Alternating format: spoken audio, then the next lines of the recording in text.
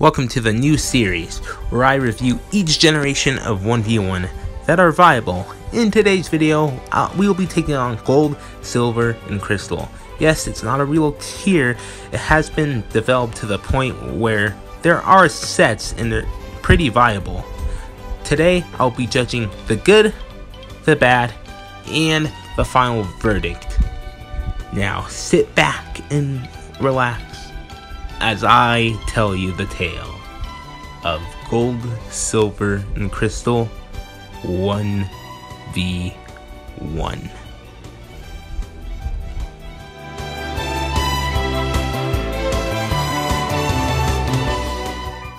So Gold, Silver, and Crystal were part of the 1v1 throwback thread featuring RBY, GSC, ADV, DPP, and BW. But unfortunately, during 2018, it was abandoned and eventually no one talked about it and no one even played it due to the lack of EVs in the game. Eventually, it was brought back up in discussion as I am now the new tier leader, and discussions for Gold, Silver, and Crystal have been brought up once again. The tierings were a bit of an issue, but other than that, it was fine. In 2019, it did get a ladder, which I don't think many people played, and it was later forgotten.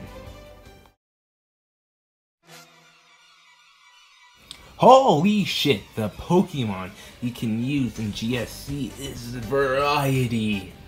First of all, Zapdos has been recently banned, so Raikou is our only S-tier Electricmon now. Another S-tier mon being Alakazam. With the use of Encore and Barrier, it can beat Marowak, plus a lot of other slow curse users. Plus there's Pokemon that are basically viable in this tier and never in any other tier, like Electabuzz, Magmar, Steelix, Clefairy, Mr. Mime, so many variety. One thing to also mention is that there are no natures, which is a good thing, because you can have mixed attackers without any drawbacks. One more thing I need to mention is that Heracross can actually beat Psychics now, in this gen at least. Also, there are items, since in Gen 1 there were no items, in Gen 2 there are no items, so you can have optimal sets, even though there are no EVs to EV with. Espeon, a Pokemon being worse than Alakazam, has growth, a move that Alakazam doesn't have since Calm Mind does not exist in this gen. So it gives some niche to Alakazam, but Sam is still better. Now, the gameplay.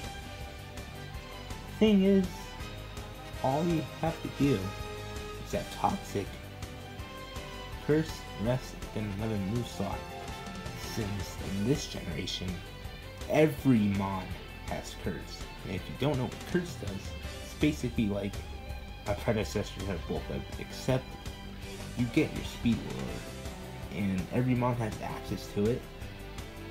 And what's funny is that barely any mons have Substitute, which is also kind of whack. Not having Substitute for most Pokemon basically makes it vulnerable. So mons like Heracross that have in other gens are practically useless because you don't have Substitute and are very vulnerable.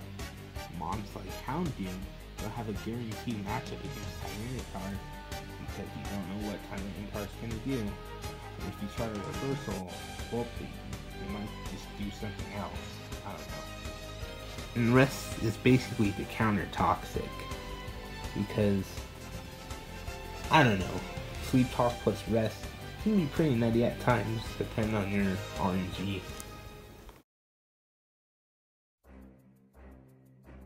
Gold, Silver, and Crystal are fun tiers, I will admit. However, a huge problem I have with them is, like I said, the lack of EVs, so we can't be too optimal. Someone mentioned that it's kind of like oversimplified rock, paper, scissors, but since you have items, it's kind of not like that, but it sort of is. And also people are saying it's not competitive because there's no EVs, all that stuff like that.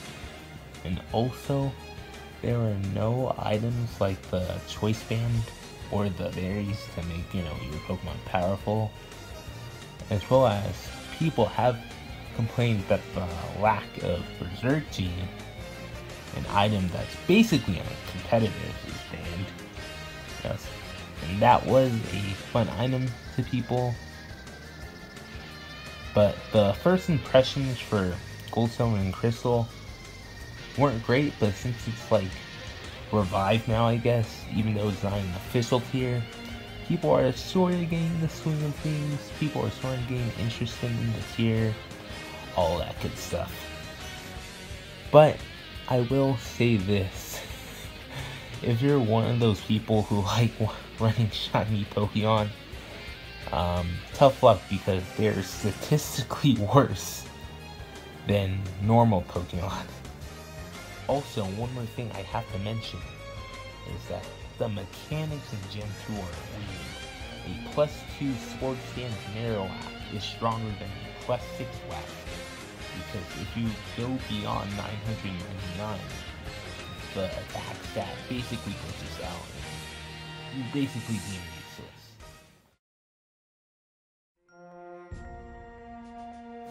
As a wise man once said, Gold, Silver, and Crystal is like a ukulele. There's so little things with it, but if you really dived into it and explored a bit more into it, you'd get the hang of it. And that's the issue I have with Gold, Silver, and Crystal. That's the main issue. Not many people are giving it a chance because they haven't even played the tier, yet they're saying it's bad. I'd say, give it a try, please. If you just want a new, fresh air of gens, you're tired of Sword and Shield. I know Dragon Fairy Steel is basically Sword and Shield in a nutshell, but if you want to take a break, have a new gen, here's Gold, Silver, and Crystal. And as I mentioned before, the Pokemon.